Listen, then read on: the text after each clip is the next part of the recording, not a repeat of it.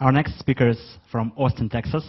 And a fun fact about her is that she dislikes the smell of a fresh cut grass. Welcome, Catherine.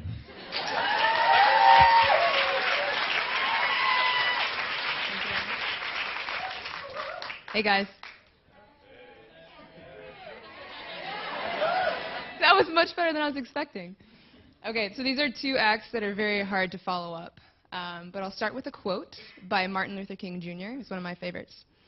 I believe that unarmed truth and unconditional love will have the final say. That's actually my yarn, so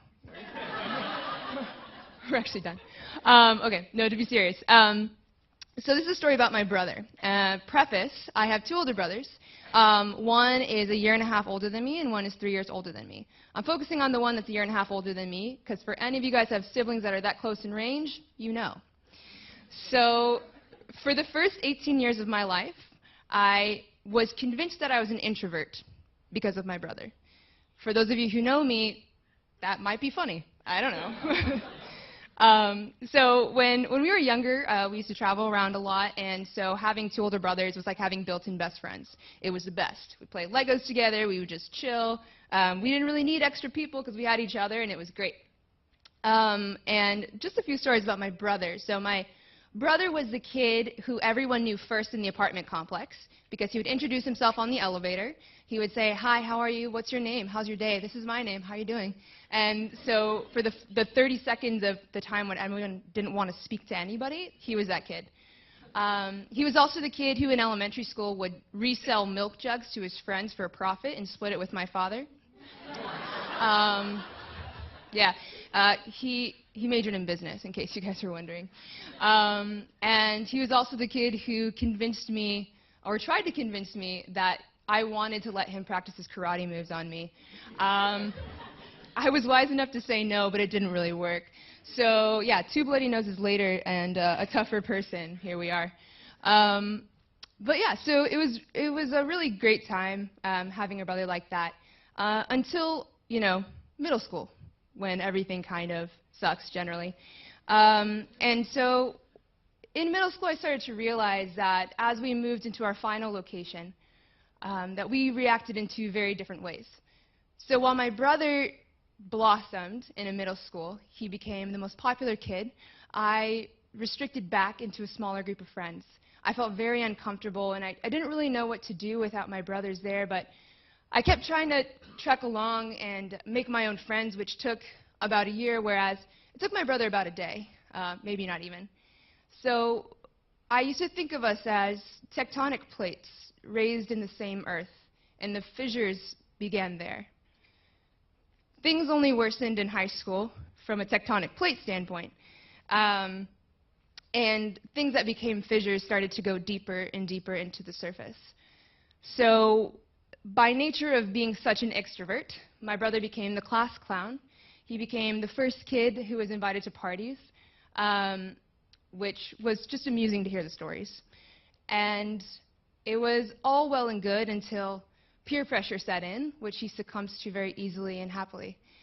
And so he started doing what any high school kid does. He starts drinking a lot, doing drugs, and, you know, skipping classes every once in a while.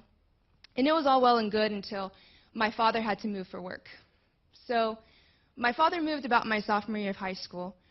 He started living full-time in a different city in St. Louis, and he didn't want to move us again because he had lived that same life when he was in high school, and he didn't want to succumb us to that.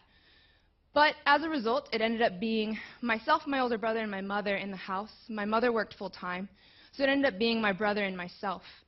And then this is when the expectations started to weigh down our whole family structure, to be honest. With my dad gone, I expected my brother to pull his weight. I expected my brother to start helping out more in chores and errands, and whereas he had focused on football games before and video games and smoking pot with his friends, I expected him to say, "You know what, I'm going to help out the family." And instead of pulling his weight and doing the groceries, I ended up having to go out twice more a day. And instead of helping us out, he would disappear more often.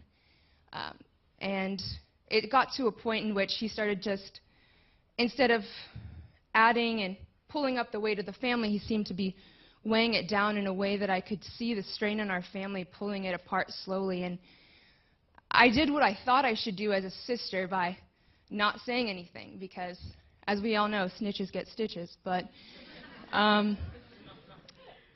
I just felt a bitterness boil inside of me, and suddenly the fights became more constant, and it came to a point in which I would talk to him, this brother whom I loved and I respected, and he started to become out of focus.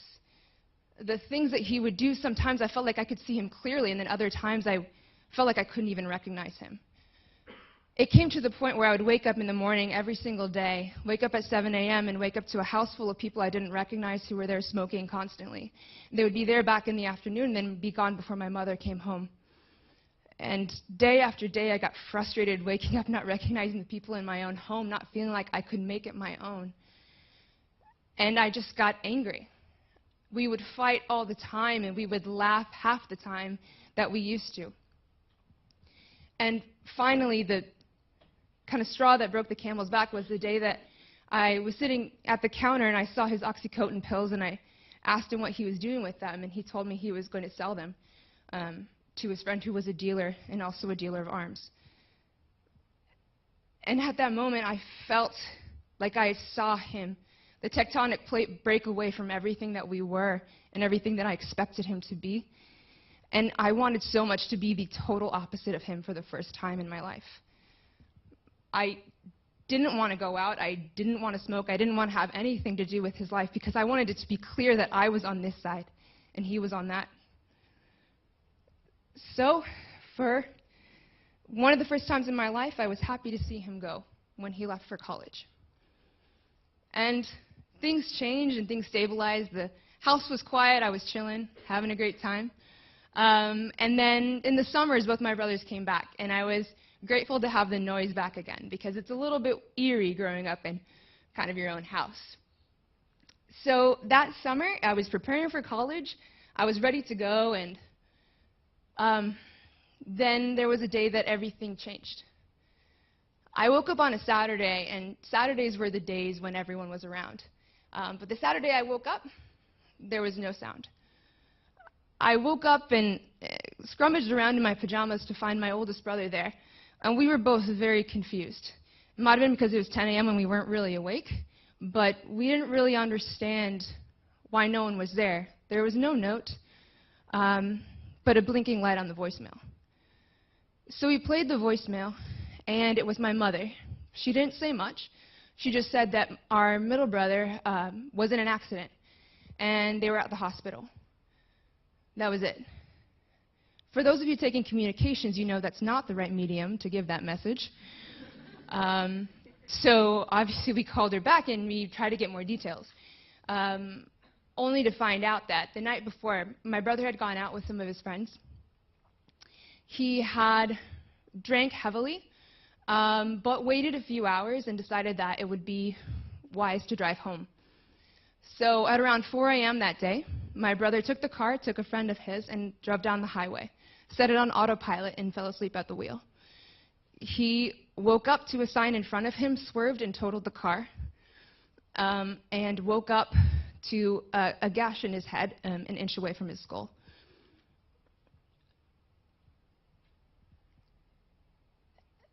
It's this exact feeling of being speechless.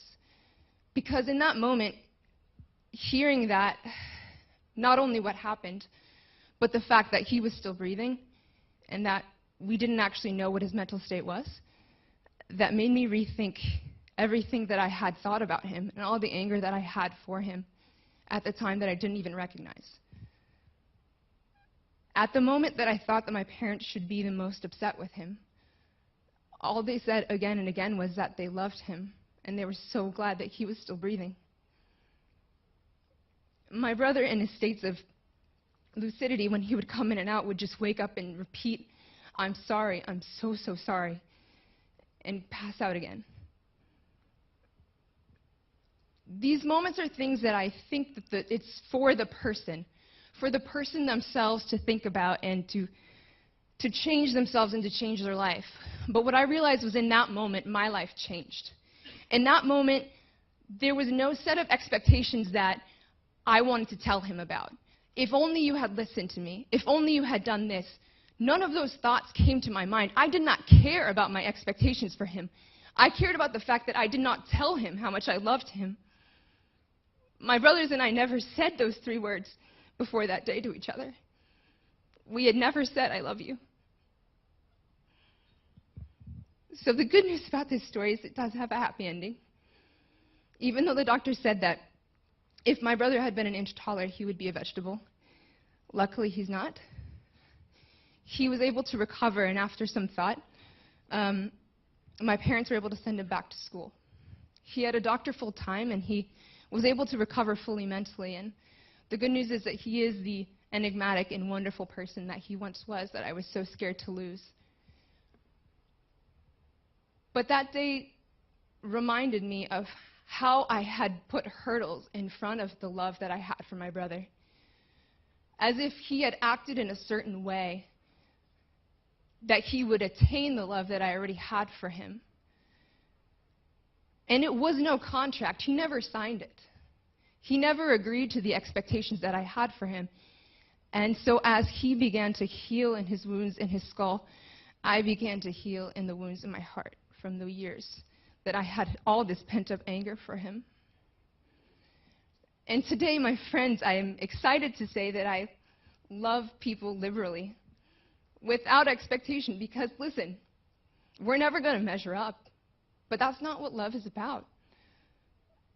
My brother and I are on great terms now. He still does stuff that pisses me off, but that's what brothers are for.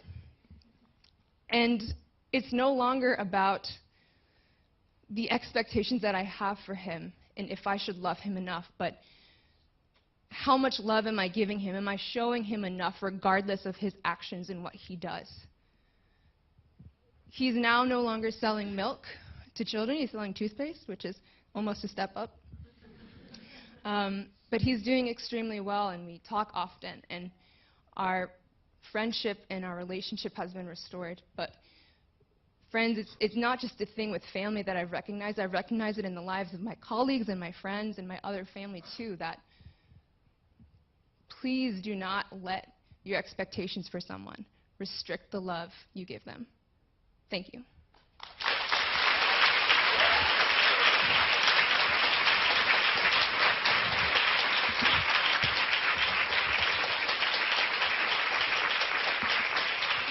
Thank you, Catherine.